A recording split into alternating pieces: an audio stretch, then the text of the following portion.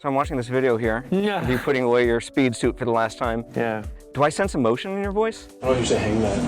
That usually goes in my laundry. Doesn't need to be washed now. Thanks, bud. Obviously, it was a bittersweet moment, but I think I'm really tired in that video probably. Okay. But I'm also just feeling, what I remember feeling at least was, I guess, a tinge of sadness for sure, knowing like this is the last time I'm hanging it up, I'm not going to put it on again. But like, I was really just feeling like pride as we were wrapping it up those last couple weeks. You know, it's like I felt really proud of myself and proud of the cast and the crew. That's like, it's a 9-year run, you know? So I was expecting to be like hit with overwhelming emotion, but I think I had long enough to process it that I was ready, you know, and it was bittersweet for sure, but I mostly was feeling just like a sense of accomplishment.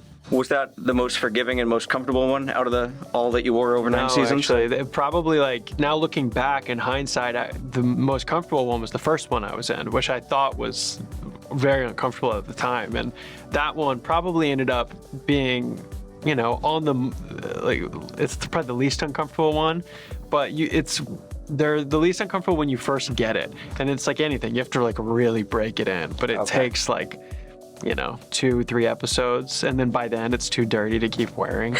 You have to get a new one. Because I can see where this one might be like a little less forgiving, so maybe it makes you a little more body conscious. It's tight. It's like places you wouldn't think of, like the armpits. It's sawing at your armpits. So it's it's a lot of chafing.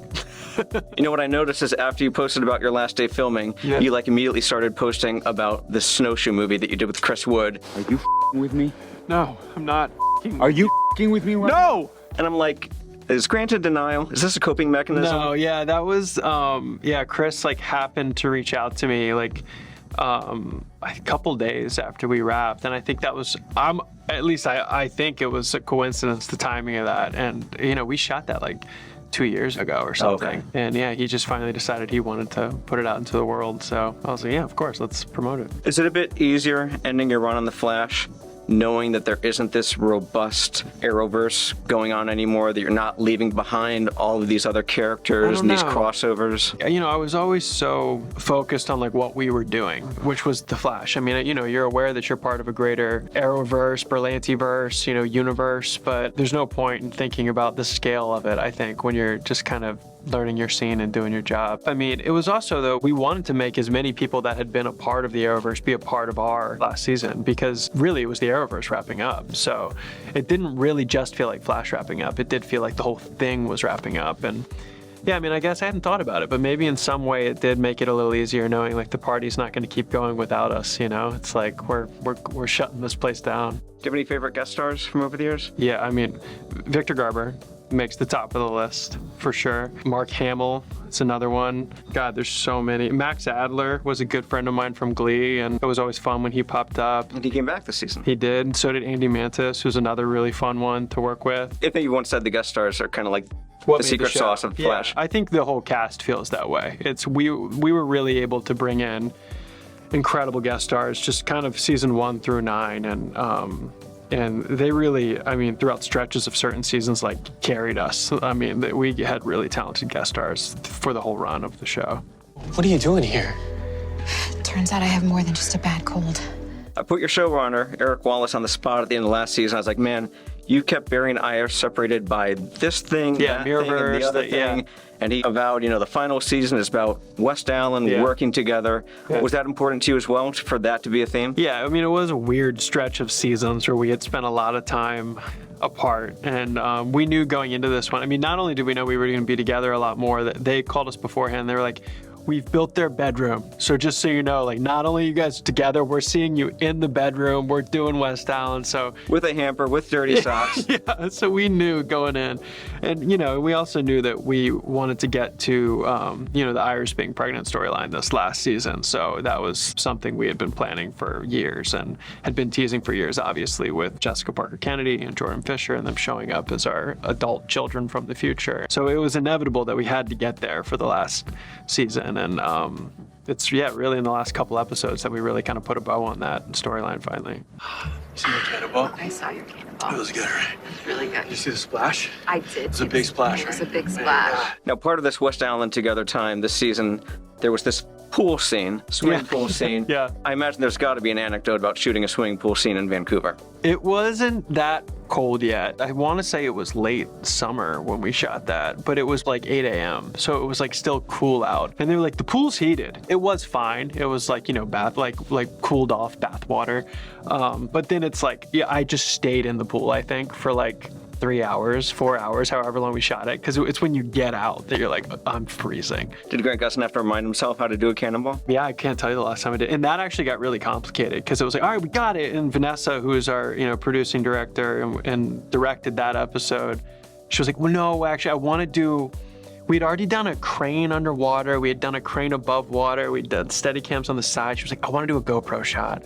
So then we spent a long time trying to clear the guy with the GoPro and land, but then she wanted to get my face as I came back up. And that was kind of a painstaking scene, actually. It was like, it took a minute to get all that. Yeah. Some of the returning faces we've yet to see this season include Rick Cosnett, Yep. Matt Lesher, and Yep. Teddy Sears. Yeah. Which of those appearances is going to be most interesting? Teddy, unfortunately, is like one of my favorite people, and his work I didn't get to be a part of with him. I was originally supposed to. So I dodged COVID for 3 years and got it 6 days before we were supposed to wrap. Oh. And we had to readjust story and readjust production. And there was one scene we were supposed to be in together.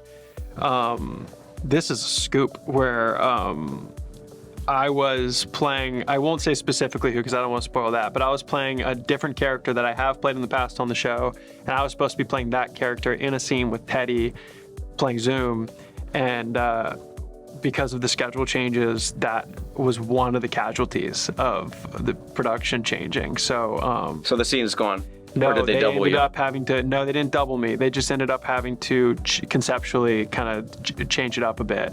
Okay. But then, Rick, he's another one that blew me away. I mean, we had some really cool scenes the last couple episodes, and he kind of ran the gambit with his performance in the last few. I mean, he got to do some really interesting stuff. They wrote some really fun stuff for him. Yes, I sense the fans will be very excited to see him back. It's unlike anything he's done on our show before, and I think based off conversations I had with him, it was unlike anything he's done in his career. I mean, he really got to do a lot of fun stuff in the last couple episodes, and he really impressed me. Don't worry, we're gonna find a way out. It's what we do.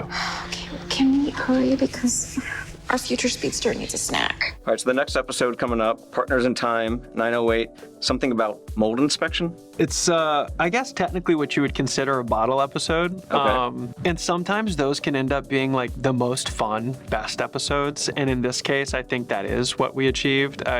It's for sure my, if I had to pick a list of my favorite 2 or 3 episodes of the season, that one's on it. It was kind of a one-off of, we're basically in the speed lab almost the entire episode. Candace and I with a handful of guest stars who did an amazing job. And it's really almost like a sitcom comedy, for one episode. Make sure you bring me back a decent snack from the future. Okay.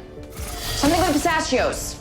It was just kind of a tonal shift, and we had a lot of fun with it. It was really funny. We'll talk about Stephen Amell's return in episode 909 separately, but overall, would you say that these final episodes will be satisfying? I think these last couple especially, I told Eric when I got these scripts, and then again when he was on set at the end, that I really appreciated how there was clearly a conscious effort to book in some really important stuff from season 1, which, I still regard as our most special season because it's what started it all. You've got to get yourself a girlfriend. The pilot and the season 1 finale are still 2 of my favorite episodes, and he did a really good job of tying in some of our, most classic storylines from that season back into our final handful of episodes. Is there anything about the series finale that surprised you, either plot development or a character that was involved? Or did it just kind of feel like this is what the series finale should be? Yeah, a lot of it made sense. We've had John Wesley Shipp and Michelle Harrison back a lot over the years who,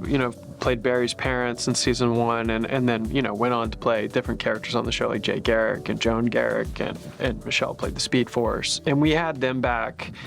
And I guess that's kind of what I'm speaking of when I say that we really tied in stuff from season 1 in a really beautiful way. And they had them back in a way that kind of caught me off guard, I guess. And I was emotional reading, and then was emotional on the day when we shot it too. And all my stuff with John, especially when he's playing any version of Henry Allen, I think is the stuff that kind of touches my heart more than anything else that we've done on the show.